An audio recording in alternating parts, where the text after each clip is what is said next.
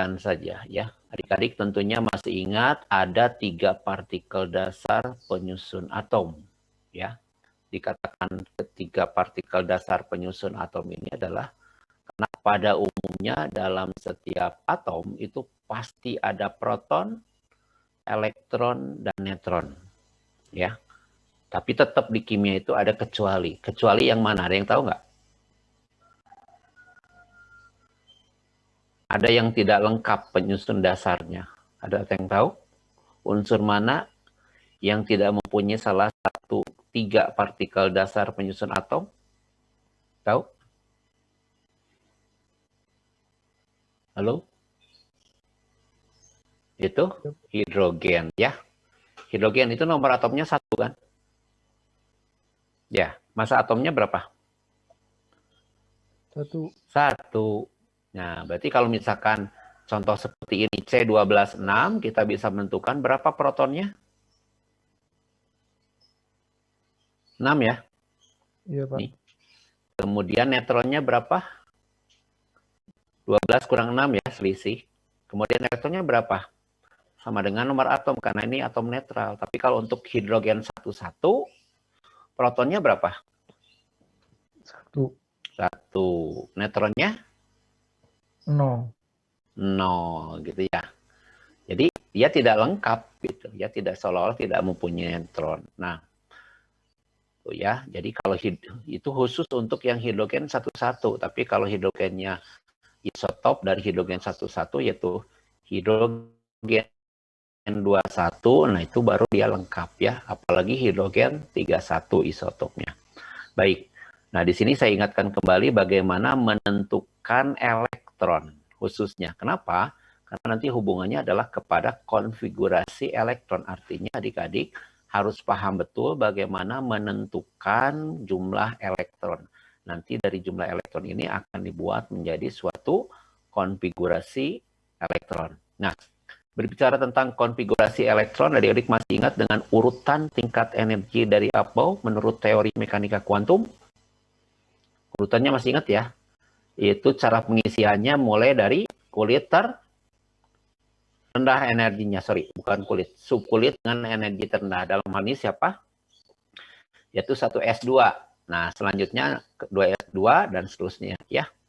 Nah, kalau digambarkan seperti ini anak panahnya. Jadi 1s2 kalau udah penuh berarti masuk ke 2s2, kalau udah penuh masuk lagi ke 2p dan seterusnya ya. Nah, itu konfigurasi elektron menurut kuantum. Nah, untuk menjawab soal-soal sebetulnya lebih aman adik-adik membuatnya dalam bentuk konfigurasi mekanika kuantum ya. Sebab kalau Bohr, menurut Bohr yang pakai kulit KLM itu ada kelemahan. Ya, kelemahannya dia hanya untuk unsur golongan A gitu. Tidak berlaku untuk golongan B. Kalau untuk golongan B harus dihafalkan kecualinya ya, banyak kecualinya. Baik. Nah, selanjutnya nah, kalau mau cepat ya sudah saya sampaikan di pelajaran tentang struktur atom khusus bagaimana membuat konfigurasi. Ya. Nah, kalau yang ini kan pasti adik-adik masih ingat. Kalau Ca nomor atom 20, maka konfigurasinya 1s2, 2s2, 2p6, 3s2, 3p6, 4s2. Nah, coba bayangkan kalau misalkan unsur itu mempunyai nomor atomnya yang besar. Kan kita tidak mungkin membuat konfigurasi dimulai dari 1s2. Maka bagaimana caranya supaya lebih cepat? Itu bisa digunakan konfigurasi dengan menggunakan bantuan nomor atom gas mulia ya. Nah, tentunya di sini syaratnya adik-adik harus hafal unsur gas mulia yaitu golongan 8A itu apa saja? Masih ingat? Ada 6 ya. Yaitu kalau digambarkan pakai tangan, ini klik pakai tangan, yaitu ada helium nomor atom 2, neon 10, argon 18, Kr36, Xe54 dan Rr86. Nah, untuk mempersingkat, nah ini ada pola. Kenapa saya kasih warna helium dan neon itu merah? Karena setelah menggunakan nomor atom helium, nanti lanjutannya adalah ini, sp. Nah, sama juga untuk neon. Cuma dalam hal ini berbeda nomornya ya. Jadi kalau He nanti lanjut 2S kemudian 2P, kalau Ne 3S 3P. Adik-adik di sini perhatikan S dengan P itu nomor kulitnya sama. Kalau S-nya 3, P-nya pasti 3. Berbeda halnya untuk AR dan KR. Tentunya nih ada tambahan subkulit yaitu D. Ya, nanti AR dan KR ini kelanjutannya yaitu SDP gitu. Jadi SDP 2 kali nih. Ya, kalau pakai jari ini SDP 2 kali. Nah, maka yang perlu adik-adik teruskan adalah kalau HE itu lanjutnya nomor 2, NE itu nomor 3, maka AR 4S. Nah, tadi antara S dengan P nomornya sama gitu ya, untuk supaya tidak salah. Kemudian dengan D itu selisih 1. Demikian juga setelah KR, maka kalau ini 5S 5P, maka di situ ada 4D. Selanjutnya untuk 2 lagi yaitu XE dan RN, kalau pakai gas mulia tinggal ditambah F. Cuma nanti cara bacanya adalah SFDP, SFDP. Jadi ini punya pola semuanya 2 kali 2 kali. Nah, kalau tadi S sama P itu sama nomor atomnya, nomor kulitnya. Kalau dengan D itu selisih 1, maka kalau dengan F selisih 2 terhadap S ya. Jadi jangan salah, isi dulu. Setelah X itu 6S, kemudian 6P, isi nomornya gitu ya. Kemudian untuk nomor kulit D-nya beda 1 jadi 5D, untuk F jadi 4. Nah, berikutnya untuk RN sama juga seperti itu polanya ya. Ini untuk mempercepat.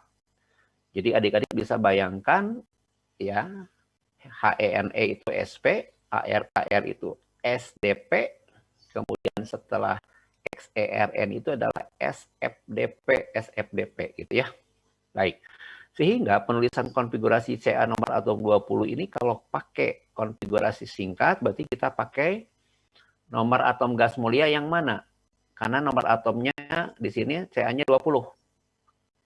Pakai HE apakah pakai NE? Masih ingat? Yang NE, Pak.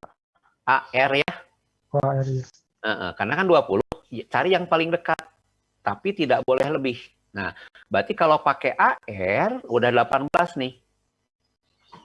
Maka selanjutnya sisanya berapa? 2 ya. Nah, 2-nya masuk ke mana? Cukup di 4S aja. Kebetulan CA nomor atomnya kecil. Gitu ya. Oke. Baik.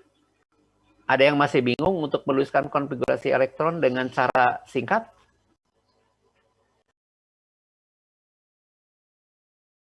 Ngerti, Pak. Oke, baik. Kita lanjutkan ya. Nah, kalau tadi itu pembuatan konfigurasi elektron, ya, kemudian untuk hubungan antara konfigurasi elektron dengan sistem periodik unsur, ya seringkali juga adik-adik itu sudah hafal ya, bagaimana hubungan konfigurasi elektron dengan sifat, biasanya sifat sistem periodik unsur ya. Baik, kita lihat sifatnya saja. Hubungan pertama adalah bagaimana menentukan letak unsur dalam nomor periode dan nomor golongan. Ini pasti sudah sangat hafal bahwa nomor periode dari konfigurasi itu bisa ditentukan dari N atau nomor kulit terluar atau terbesarnya.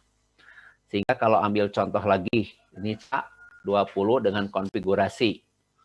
Ya, kalau pakai panjang seperti ini, ya, dia berakhir di mana nomor kulit terbesarnya?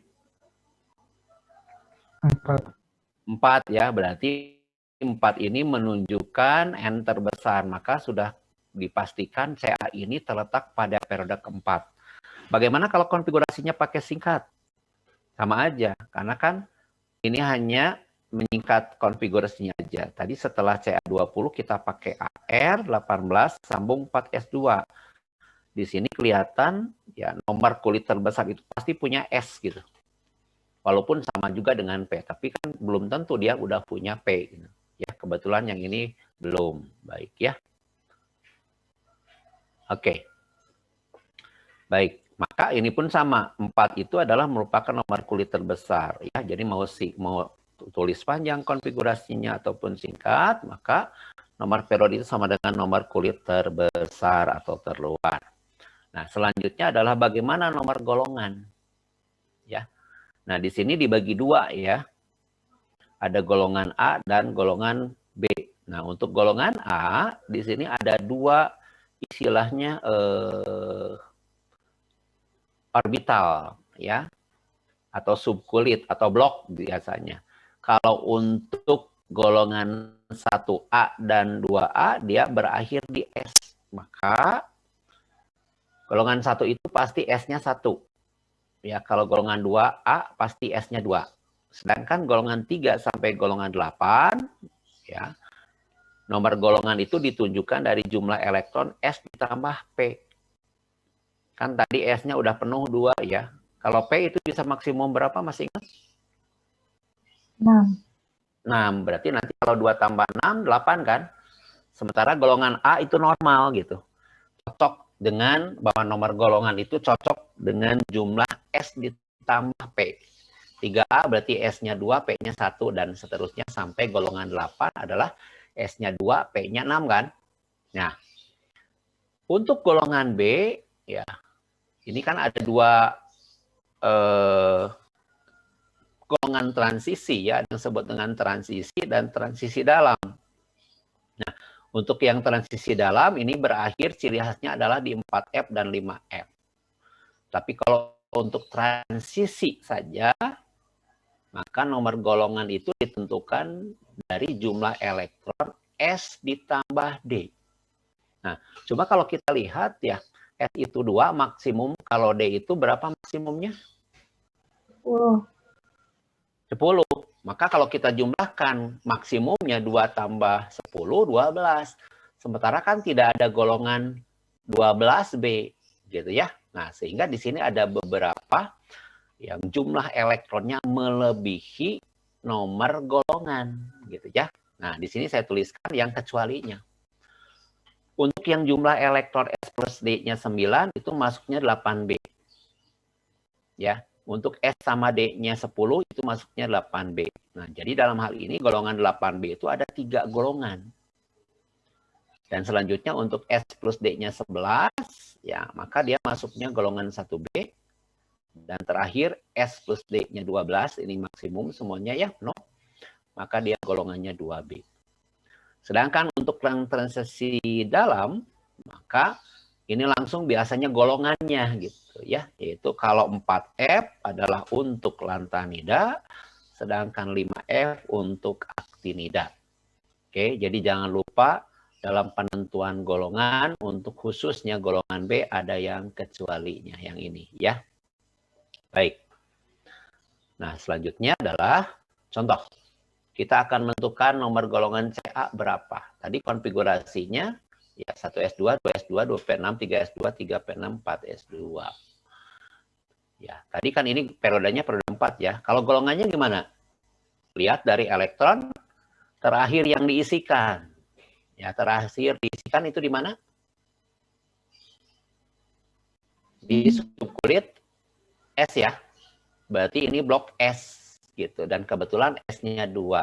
Maka sesuai dengan ketentuan tadi, kalau S pasti golongan utama atau golongan A. Ini tepatnya dari jumlah elektronnya berapa nih? S-nya? Ada 2 ya.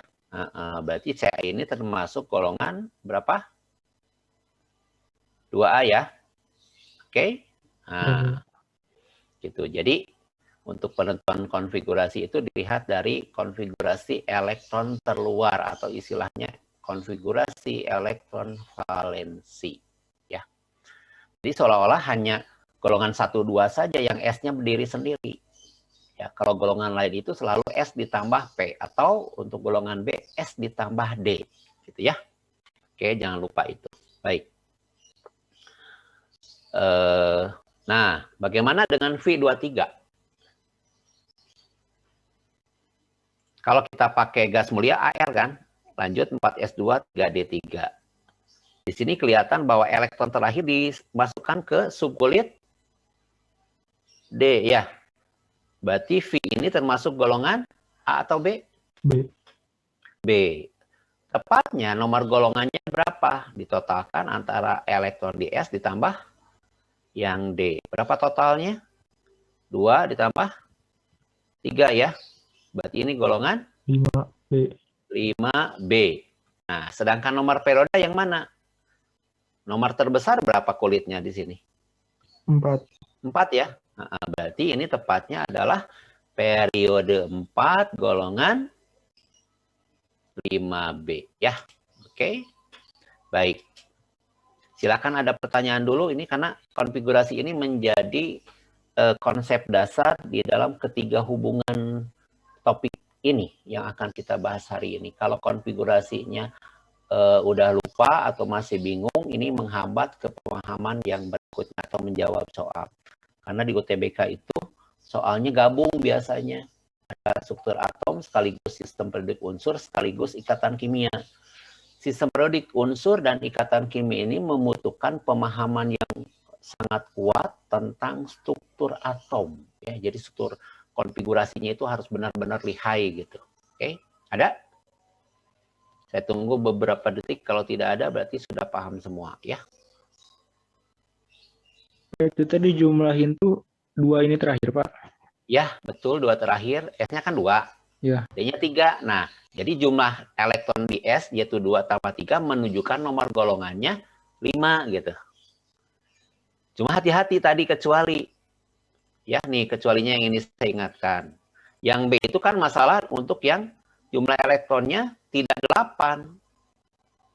Jadi ini yang harus diingat, kalau jumlah S plus D-nya 9 itu golongan 8B. Kalau S plus D-nya 10 itu golongan 8B. Nah, kalau 1B itu 11, 2B 12, itu saja yang diingat. Kalau golongan 8B, golongan di bawah jumlah elektronnya 9 itu normal. Ya. Jadi kalau jumlahnya 3 ya golongan 3B. Ya, oke? Iya, Pak. Baik, terima kasih pertanyaannya. Lanjut ya, bagus pertanyaannya. Jadi jangan malu-malu, jangan takut-takut, tanyakan aja langsung. Oke ya. Berikutnya, setelah adik-adik ingat kembali bagaimana menuliskan konfigurasi, kemudian menentukan nomor golongan dan nomor periode, selanjutnya hubungan sistem periodik adalah harus ingat kembali sifat periodik unsur. Apa itu sifat periodik unsur? Sifat periodik unsur adalah sifat-sifat unsur yang berubah secara periodik atau berkala atau teratur sesuai dengan perubahan nomor atomnya. Nah, ya. Apa saja yang termasuk sifat periodik unsur? Banyak. Nah, yang banyak itu bisa dirangkum dalam 2 kata sebetulnya ya, yaitu ada energi ionisasi atau potensi ionisasi, itu nanti disingkatnya P, afinitas elektron disingkatnya A, elektron negatif itu disingkatnya N nanti ya. Kemudian yang terakhir itu sifat oksidator disingkat O. Maka kalau ini dibaca jadi kata apa? Piano. Ya, piano. Itu kata pertama untuk meringkas energi ionisasi, afinitas, elektron negatifan, dan sifat oksidator. Kemudian kata kedua, merangkum sifat periodik yang lain, yaitu sifat logam, nanti disingkat Lo. Kemudian jari-jari atom atau radius disingkat Ra. Kemudian ke elektropositifan disingkat plus. Jadi nanti kata keduanya adalah Lora plus. Jadi ingat sifat periodik unsur, ingat kliknya adalah piano Lora plus. Ya. Bayangkan nih hurufnya P A N O. Lora plus. Jadi biar kebayang apa maksudnya, ya. Nah, bagaimana sifat perubahannya? Katanya teratur. Ya, betul. Nah, untuk melihatnya, ya, adik-adik ingat kembali bahwa yang namanya periode itu adalah lajur horizontal. Ini satu periode yang sama nih. Ingat bahwa di dalam periode itu ada 7 periode. Berarti ini periode 1, periode 2, periode 3, sampai periode 7 ya. Sedangkan yang namanya sifat golongan itu ditunjukkan bahwa satu golongan itu adalah dalam lajur vertikal. Ya, berarti ini satu golongan A, golongan 2A, dan seterusnya. Jadi nanti dilihat perubahan sifatnya dalam satu periode berarti dari kiri ke kanan. Dalam satu golongan berarti dari atas ke bawah. Ya, bisa saja adik-adik melihatnya kebalikan dari ini misalkan. Ya, kalau pakai kata piano saya sarankan pakainya dari kiri ke kanan, atas ke bawah. Oke. Nah, penjelasannya seperti ini supaya lebih mudah diingat ya. Baik. Nah, kata kuncinya adalah piano. Jadi ingat aja satu katanya pertamanya piano. Lora plusnya nanti ya. Nah, tentunya kalau piano itu adik-adik ingat dengan alat musik piano kan? Oke. Kalau nada-nada atau touch pada piano itu kita mainkan dari kiri ke kanan, nadanya makin bagaimana? Halo? Makin tinggi. Makin tinggi. Nah, saya tanya, ada nggak piano yang dimainkan dari kiri ke kanan, nadanya makin rendah? Nggak ada. Nah, nggak ada kan? Nah, itu logikanya gitu. Jadi kalau ingat piano, pastilah perubahan dari kiri ke kanannya makin tinggi atau makin besar. Nah, ini pun sama, sifat periodik unsur itu dari kiri ke kanannya makin besar sifatnya. Ya. Nah, kalau kata kunci pianonya sudah dapat, maka yang lain itu tinggal dilawankan dengan kata piano. Ya, misalkan di sini, ya, oh ya, di kimia selalu ada kecuali ya. Nah, piano ini makin ke kanan makin besar itu hanya berlaku untuk yang pi-nya aja. Untuk A, NO, afinitas elektron, keelektronegatifan dan sifat oksidator itu tidak berlaku untuk golongan 8. Berarti ANO-nya ini hanya berlaku sampai golongan 7A. Itu yang harus diingat ya.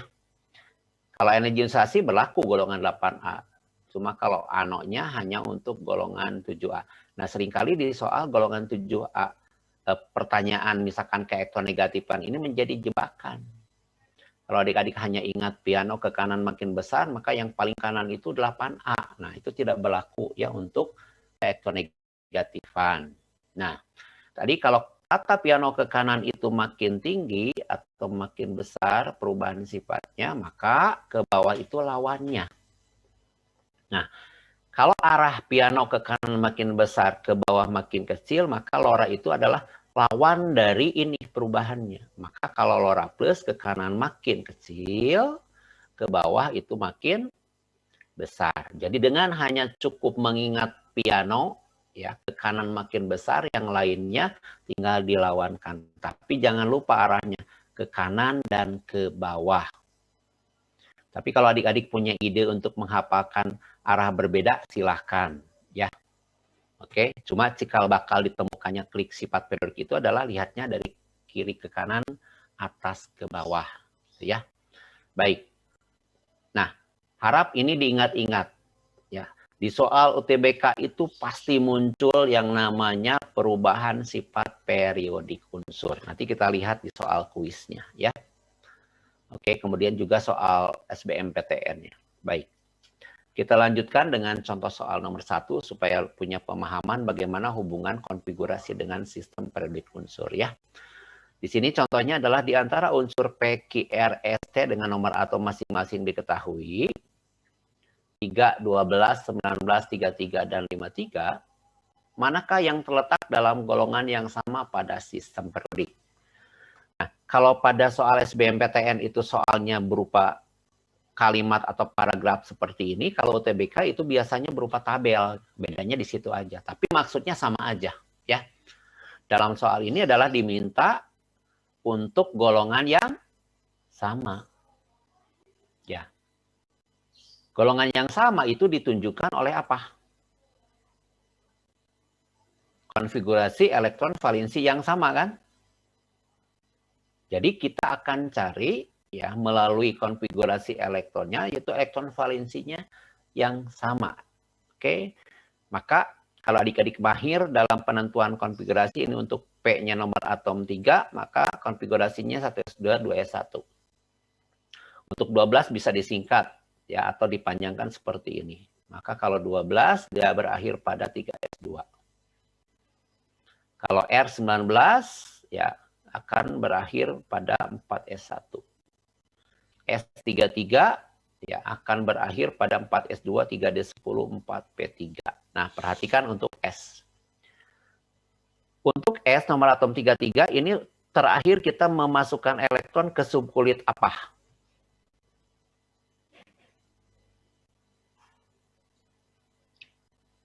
Halo? Ke subkulit? Pak. P. Untuk S nomor atom 33 terakhir kita masukkan elektron ke P, betul. Berarti dari subkulit terakhirnya P atau blok P, maka ini menunjukkan S itu golongan A apa golongan B? B, Pak. Kalau P, Golongan A. golongan A. Nah, kalau golongan B itu D ya. Nah, jadi jangan lihat 3D10-nya gitu. Tapi terakhirnya itu 4P. Jadi lihat terakhir dulu P-nya. Ini pasti golongan A. Nah, kalau golongan A berarti jumlah elektron P-nya ditambah S. S-nya 2, P-nya 3. Jadi total berapa? 5 ya. 5, Pak. Berarti S33 ini termasuk golongan berapa A? 5A, Pak. 5A. Ya, oke. Itu sekedar mengingatkan. Kembali lagi T nomor atom 53. Singkatnya saja. Dia berakhir seperti ini. Oke, yuk cepat ya. Kalau seperti ini berarti T ini golongan berapa? 7A. 7A. Nah, sementara tadi soalnya adalah kita cari golongan yang sama ya. Maka di sini konfigurasi elektron terluarnya atau konfigurasi elektron valensi yang sama itu kelihatan banget kan? Yang mana coba? Unsur mana dengan mana? PR bukan, Pak? PR, pinter. Ya, oke. Jadi PR itu pasti satu golongan yang sama, ya. Baik, karena sudah bisa pembahasannya nanti di itu saja, ya. Oke, terus contoh soal nomor 2. Di bawah ini terdapat susunan elektron beberapa unsur. Apalagi kalau sudah dikasih tahu konfigurasi, kita nggak capek-capek buat konfigurasi kan? Nah, cuma masalahnya ini yang diminta apa? Unsur yang paling mudah menjadi ion positif. Berarti ini kan ngomongin sifat periodik ya. Nah, ingat sifat periodik itu bisa dirangkum dalam kata piano dan Lora plus. Nah, dari kata piano Lora plus kalau soalnya minta unsur yang paling mudah menjadi ion positif, berarti adik-adik lihat yang piano apa yang Lora plus? Lebih mudahnya.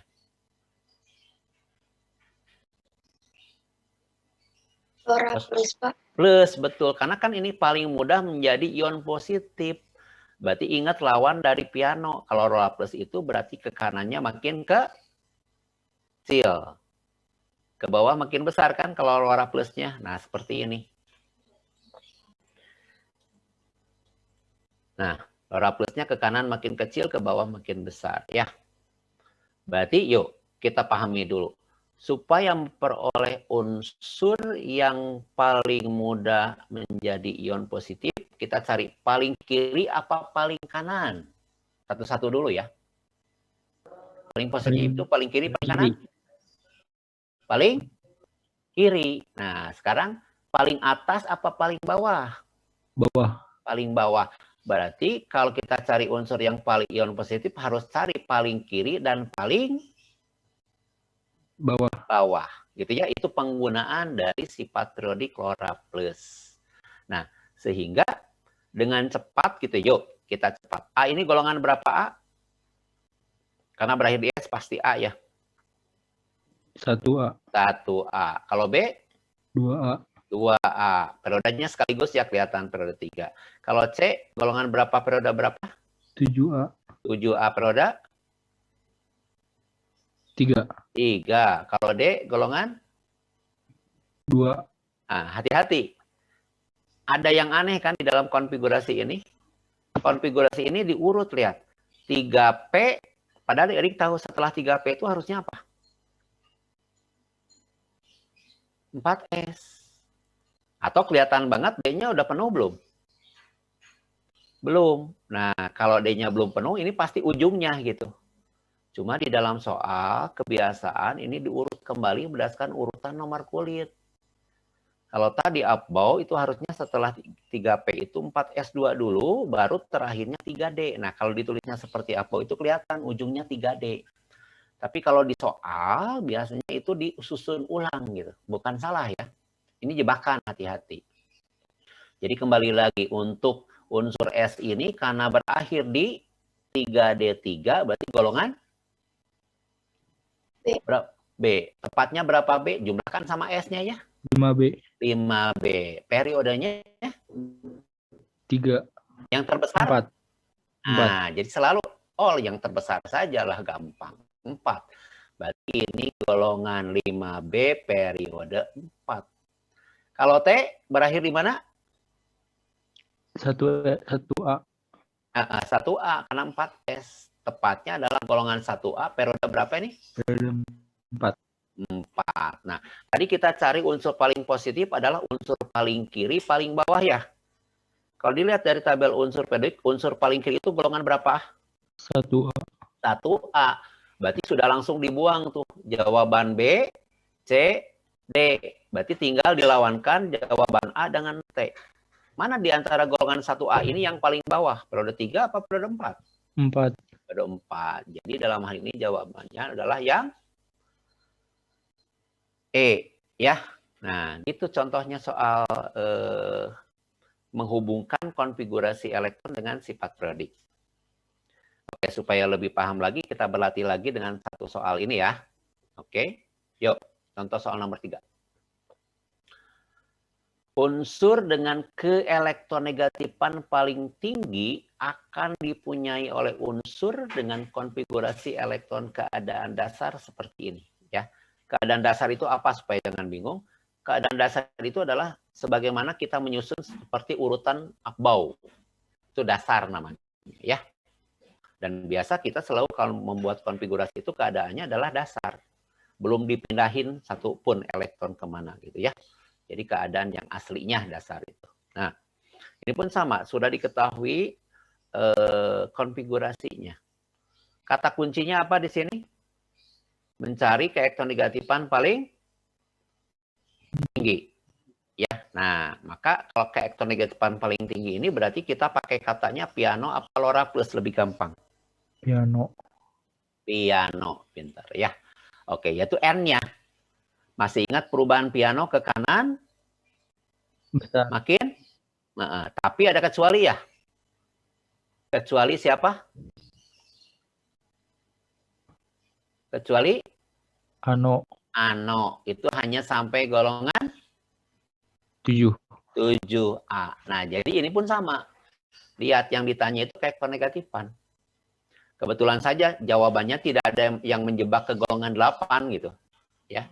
Ini tipe lain. Kalau tipe yang lain lagi itu ada yang disajikan golongan 8. Nah, pasti adik-adik kalau tidak menghafalkan kecuali pasti golongan 8 jawabnya ya. Oke. Kembali lagi. Kita akan mencari unsur dengan keelektronegatifan tertinggi. Berarti harus cari unsur paling kiri, paling kanan? Kanan. Kanan, tapi itu golongan 7. 7A. Paling atas, paling bawah?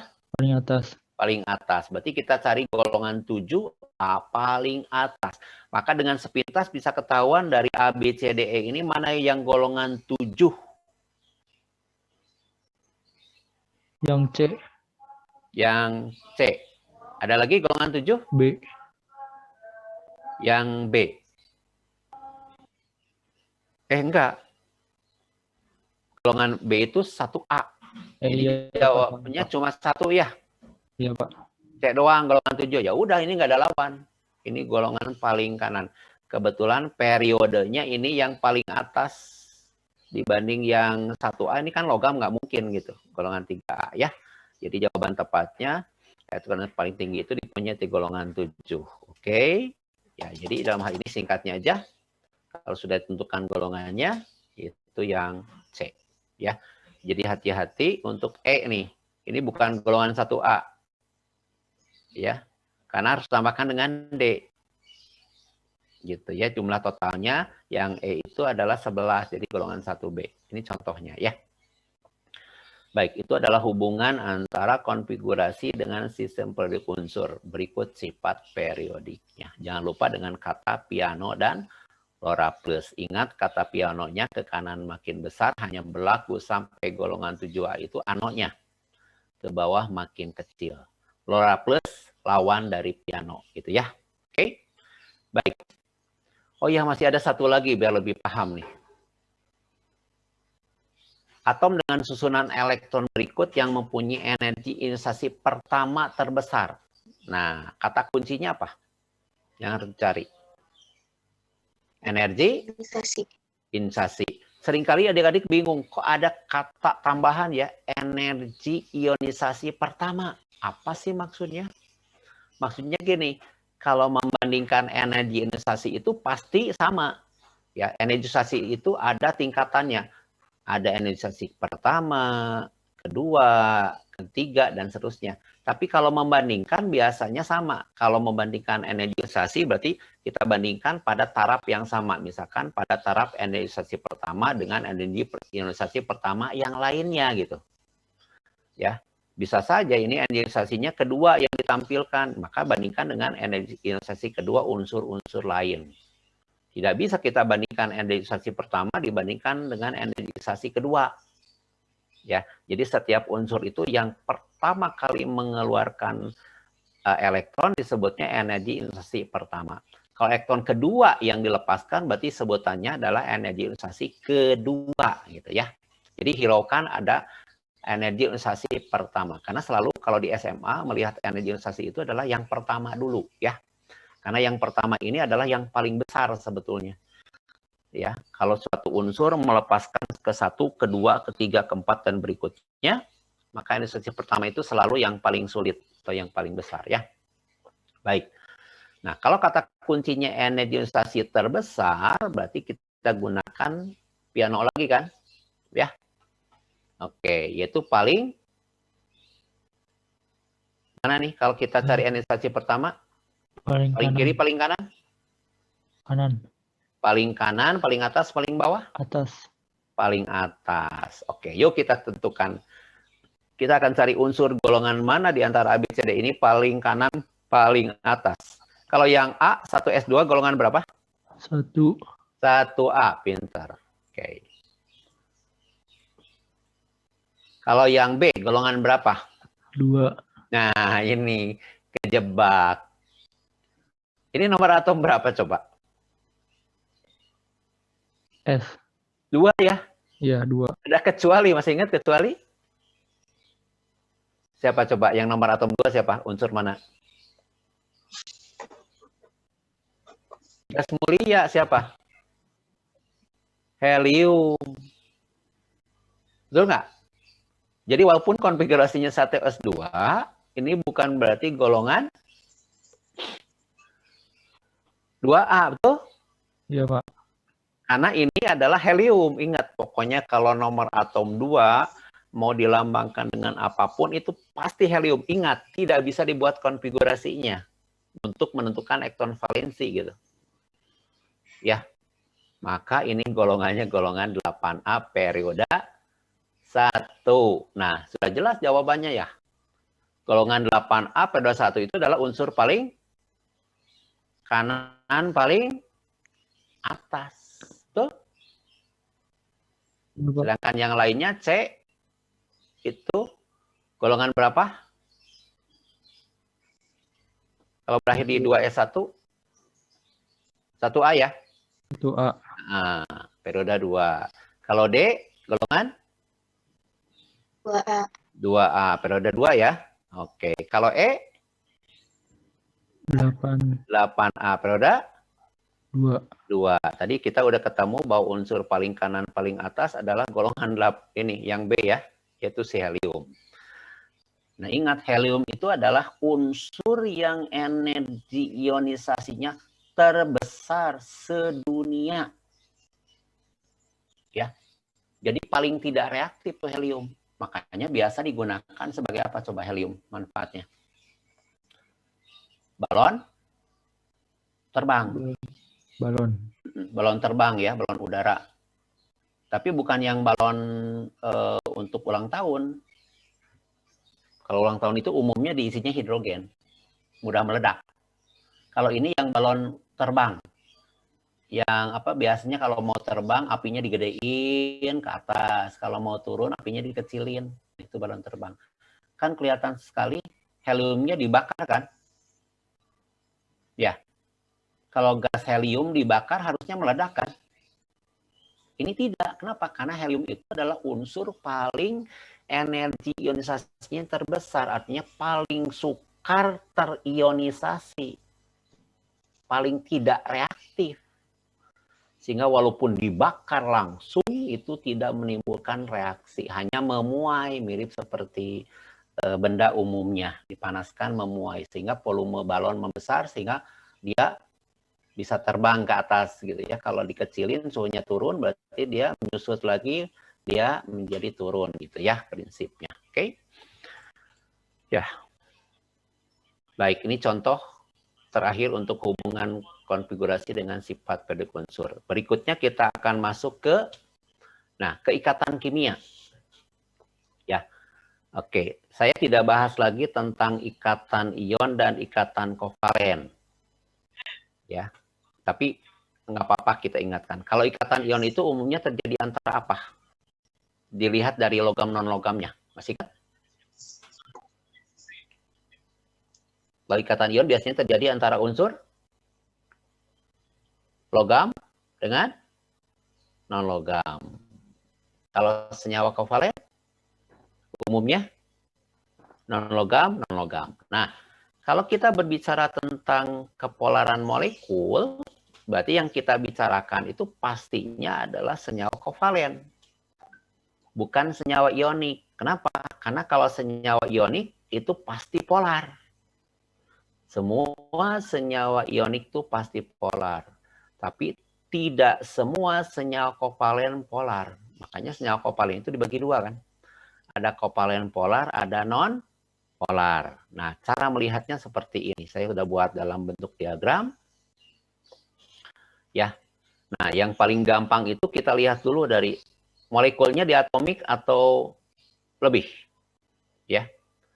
Jumlahnya ini, kalau unsurnya disusun oleh 2 buah unsur, maka masuknya molekul diatomik, maka disebut kovalen polar itu kelihatan banget dengan yang non-polar. Itu lihat di sini. Perbedaan kayak ketiga-tiganya 0 atau kedua jenis unsurnya berbeda. Contohnya misalkan molekul HCl, ini kan 2 buah unsur kan, 1H, 1Cl. Maka kalau unsurnya ini berbeda, umumnya adalah polar. Ya, atau senyawa lain misalkan FBr. Nah, ini untuk memudahkan. Tapi kalau jumlah unsurnya lebih dari 2, masuknya ke sini kriterianya poliatomik. Maka kalau poliatomik itu yang paling tepat adalah dilihat dari bentuk molekulnya tidak simetris. Umumnya kalian menghafalnya kalau poliatomik itu polar, ini yang dilihatnya atom pusat punya PeB. Ya, tapi ini bukan tanpa kecuali, ada kecuali. Ya, kalau bentuk tidak simetris itu tanpa kecuali. Semua molekul yang bentuknya tidak simetris pasti polar. Tapi tidak semua molekul yang punya pasangan elektron bebas pada atom pusat itu polar. Ya. Jadi kalau mau menghafalkan yang bentuk simetris. Tapi melihat pasangan elektron bebas itu paling mudah gitu, ya. Terutama nanti dihitung. Nanti kita lihat bagaimana cara menghitung pasangan elektron bebas ya. Kita lanjutkan dulu perbedaan dengan yang kovalen non polar. Nah, ini tinggal dibalik. Maaf. Kalau kovalen non polar untuk molekul diatomik gimana? Perbedaan ke elektron negatifnya berapa? Sama dengan 0. Kalau ini kan tidak sama dengan 0. Ya, tidak sama dengan 0. Kemudian kedua jenis unsurnya bagaimana kalau kovalen diatomik yang non polar? Jenis ya. Nih. Contohnya kayak H2, O2, N2. Kalau poliatomik juga sama, tinggal dibalik saja. Kalau yang non-polar itu berarti bentuk molekul simetris, atom pusat tidak punya PeB. Nah, kalau ini berlaku umum. Semua molekul yang tidak punya PeB pasti non-polar. Diulangi. semua molekul yang tidak punya PEB pasti non-polar. Ini pasti. Ya. Kalau yang atom pusat punya PEB itu tidak pasti, hanya umumnya. Ya. Jadi sekali lagi, molekul yang tidak punya PEB pasti non-polar. Ya, gitu. Baik, mudah-mudahan cukup mudah untuk diingat dengan diagram seperti ini. Oke. Sekarang sebagai contoh adalah bagaimana cara menentukan bentuk geometri molekul. Sebetulnya di sini ada dua teori, yaitu teori domain dan hibridisasi. Cuma di PPT ini kita jelaskan lewat teori domain saja supaya lebih mudah, ya. Baik, kita lihat yang teori domain. Ya, ini dasarnya adalah teori tolakan pasangan elektron atau PSEPR. Kedua-duanya cuma cara pandangnya berbeda. Sementara adik-adik harus paham dulu di sini, ya. Di sini karena ada tolakan pasangan elektron bebas, maka tolakan pasangan elektron bebas itu ada 3 jenis, ya.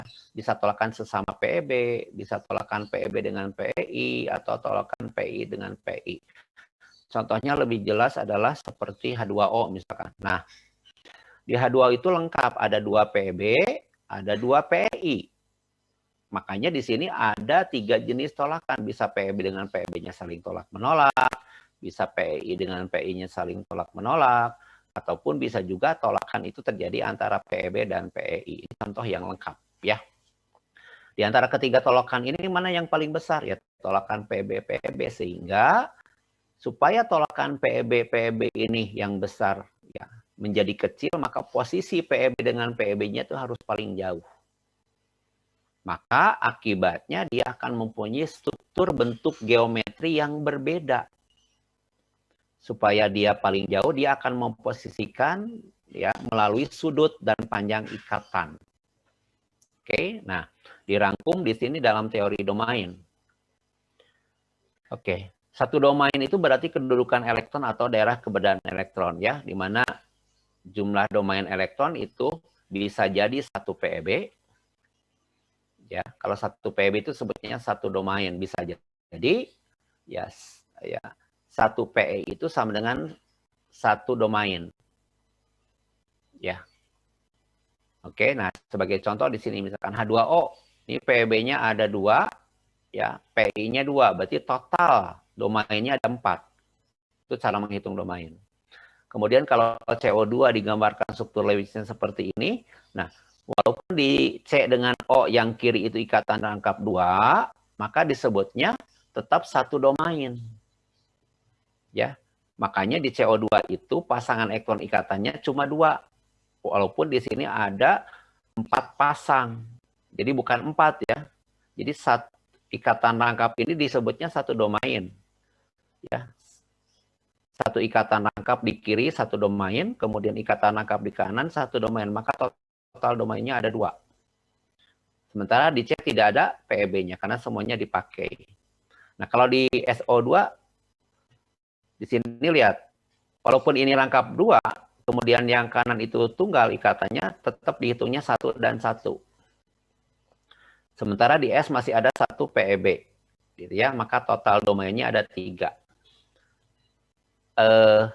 Ada yang bingung menghitung domain? Jadi yang dihitung hanya di atom pusat saja ya. Atom pusatnya, kalau ini O-nya saja yang dihitung, ini C-nya aja, kemudian SO3 S-nya aja. Oke? Paham ya? Baik, jadi domain dihitungnya dari atom pusat. Oke, berikutnya. Nah, ini contohnya cara menentukan bentuk molekul dan kepolaran. Misalkan di sini, bentuk molekul dasar berdasarkan molekulnya misalkan AXN. Ya. Nah, di sini masih ingat adik-adik, ada AX2 linier, AX3 itu segitiga pelanan, AX4 tetrahedral, AX5 itu trigonal piramida, dan AX6 itu octahedral. Ya, yang dimaksud dengan AXN ini adalah adik-adik masukkan ke pola ini. Apakah dia AX2, AX3, AX3, AX4, AX5, atau AX6. Nah, setelah kita mengkategorikan, maka ini adalah menjadi bentuk dasar. Ya. Kemudian kemudian atau bentuk dasar dari seluruh rumus molekul itu kita tahu X-nya. Misalkan H2O atau pusatnya O, berarti X-nya itu HH sebanyak 2. Berarti H2O itu bentuk dasarnya adalah X2. Cuma pasangan bebasnya kelihatan. Nah, untuk menentukan pasangan bebas, kita bisa lakukan dengan cara menggambar, pakai Lewis, atau menghitung. Nah, di sini saya ajarkan bagaimana kalau dihitung ini lebih cepat ya. Kalau dihitung ini rumusnya. Itu adalah melambangkan pasangan elektron bebas. Di mana menghitung pasangan elektron bebas adalah Ln valensi dari atom pusat ya dikurangi X-nya. Kalau tadi X2 berarti X-nya itu ada 2. Kemudian kali elektron di sini untuk mencapai oktet. Ya, jadi M itu adalah elektron untuk mencapai oktet atau doublet. Ya. Nah, ini rumusnya dibagi 2 karena E itu adalah pasangan elektron bebas. Jadi rumusnya harus dibagi 2. Oke, sebagai contoh ini ya. Oke, kita masuk ICl3. Ini nomor atom biasanya disajikan ya. Jika Cl itu nomor atom 17, kemudian I itu nomor atomnya 53, tentukan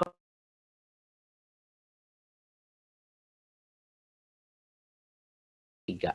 Oke, kalau lihat molekul ICl3 atom pusatnya yang mana? I apa Cl? I, betul. Berarti yang diikatnya Cl sebanyak berapa? 3. 3. Maka ya ICl3 ini untuk sementara ya bisa terlalu cepat. Nah, untuk sementara ya nggak mau ini cepat, belum diatur. AX3 masuknya. Nah, di sini E-nya tanda tanya. Ya, karena kita akan cari gitu pasangan elektron bebas. Ini rumusnya. Kalau adik-adik sudah paham bentukan elektron valensinya bahwa itu elektron valensinya 7, kemudian Cl juga 7. Maka untuk menentukan pasangan sebagai berikut. Tadi atom pusatnya I kan? I itu elektron valensinya 7. Berarti elektron valensi I 7 dikurangi angka 3 yang ada di Cl3 atau AX3E. Kemudian karena yang diikatnya siapa? Cl. Cl itu punya elektron valensinya 7. Maka untuk mencapai 8 masih kurang 1. Makanya kali 1. Dibagi 2 ya, maka hasilnya sama dengan 2. Maka dengan menghitung seperti ini, pasangan bebasnya ada 2 untuk ICl3. Ya. Nah, untuk melihat bentuk dasar, adik-adik jumlahkan X-nya 3, E-nya 2. Berarti total berapa? 5. 5. Kalau 5, berarti lihat di sini 5 masuknya AX5 gitu bentuk dasarnya. Ya. Bentuk dasarnya AX5 itu adalah segitiga bipiramida. Tapi karena di sini ada 2 PEB, berarti ada 2 garis yang hilang di sini. Nih, bipiramida ada garis yang hilang. Nah, untuk sementara AX5 ini kalau ada 2 yang hilang, maka yang hilangnya itu bukan atas bawah. Ya. Satunya atas atau bawah. Satu lagi PEB-nya adalah ini. Yang bentuk segitiga ini. Ya. Maka kalau misalkan bawahnya hilang, kemudian ini hilang, maka bentuknya seperti huruf T gitu loh. Yang ini kan huruf T ya. Oke. Nah, jadi dalam hal ini dia berbentuk planar T. Nah, karena menjadi tidak simetris, yang asalnya trigonal bipiramida itu simetris. Ya. Nah, karena ada 2 PEB, satu di atas, satu di kiri, gitu, maka menjadi tidak simetris. Akibatnya dia menjadi polar. Ya. Sampai sini ada pertanyaan dulu yang bingung?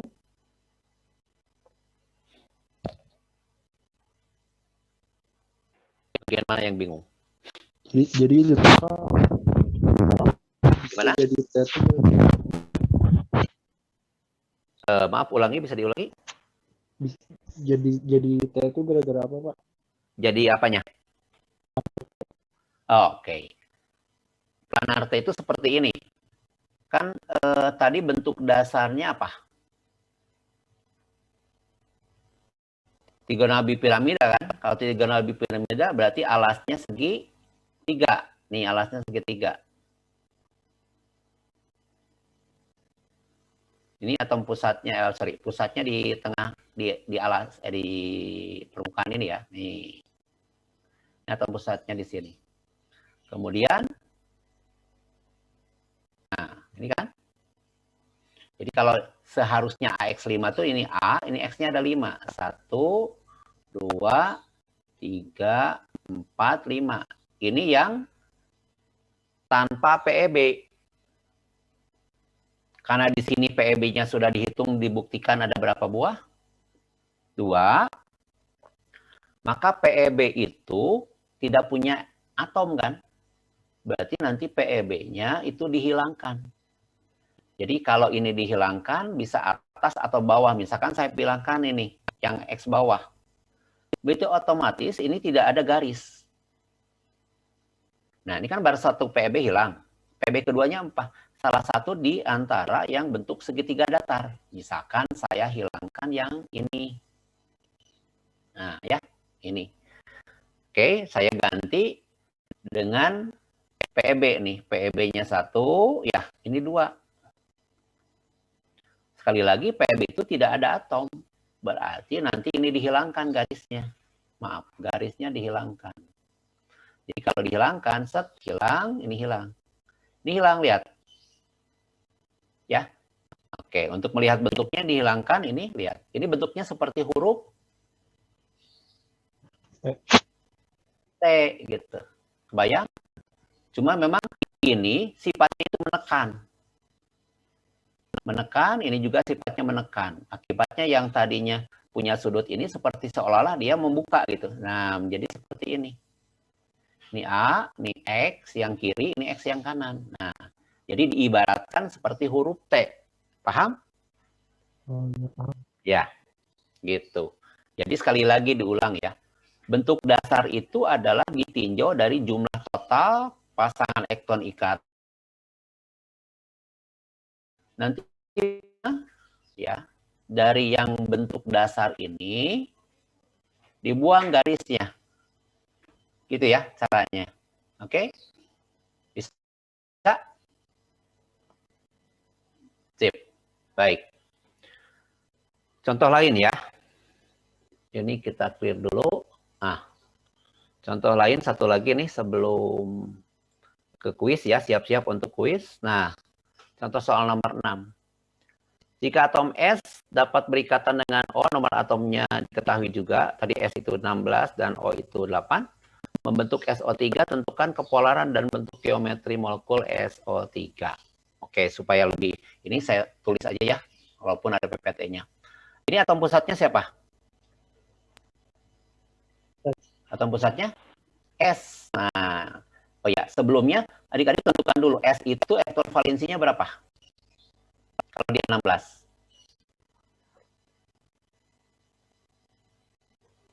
6 ya. Oke, kalau O setelah dibuat konfigurasi maka elektron valensinya berapa nih? Elektron valensi itu sama dengan golongan. O 6 juga ya. Nah, kemudian kalau lihat SO3 ya, berarti ini sementara setara dengan AX berapa? 3. 3. Nah, pasangan bebasnya di rumus molekul itu tidak kelihatan, jadi harus dicari. Nah, saya ajarkan cara mencarinya dari dihitung. Oke, yuk. Yang dihitung itu adalah atom pasangan bebas di S. Berarti nanti pasangan elektron bebas di S itu kita hitung. Oke, kita mulai elektron valensi S berapa? 6 ya. Nah, 6 tulis. Dikurangi angka ini, lihat. Atau angka ini sama. Kurangi 3 ya. Nah, S itu kan ngikat O. Nah, baru kita lihat si O ini elektron valensinya 6 kan? Ya. Berarti dia memerlukan berapa? 2. 2. Nah, memerlukan 2 elektron. Nah, 2 elektron ini ditulisnya sebagai pengali. dibagi 2 karena memang kita mencari pasangan tuh. Ini angkanya berapa? 0. 0. Nah, kalau 0 maka kesimpulan sebenarnya dia itu adalah AX3 murni. Maka kalau kita kembalikan ke tabel tadi, AX3 murni itu adalah untuk bentuk apa? Bentuk geometri molekulnya. Segi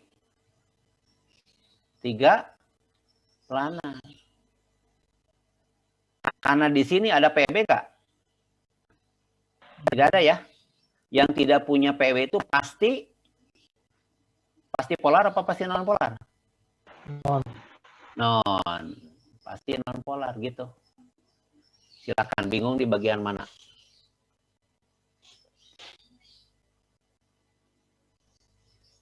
Bisa ya? Baik.